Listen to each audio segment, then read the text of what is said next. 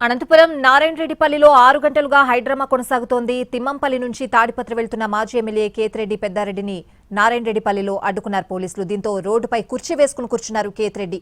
ఆయనను కలిసేందుకు మాజీ ఎంపీ గోరంట్ల మాధవ్ అక్కడికి చేరుకున్నారు. ఎట్టి పరిస్థితుల్లో కూడా తాడిపత్రికి వెళ్లి తీరుతామని గోరంట్ల స్పష్టం చేశారు.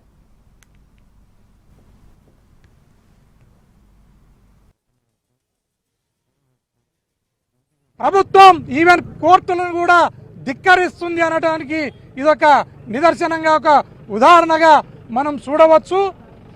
మేము ఈరోజు ఖచ్చితంగా మేము తాడిపత్రిలోకి పోయే తీరుతాం. మమ్మల్ని ఎవరు ఆపినా కూడా మేము ఆగే పరిస్థితి కూడా లేదని ఈ సందర్భంగా తెలియజేస్తున్నాను.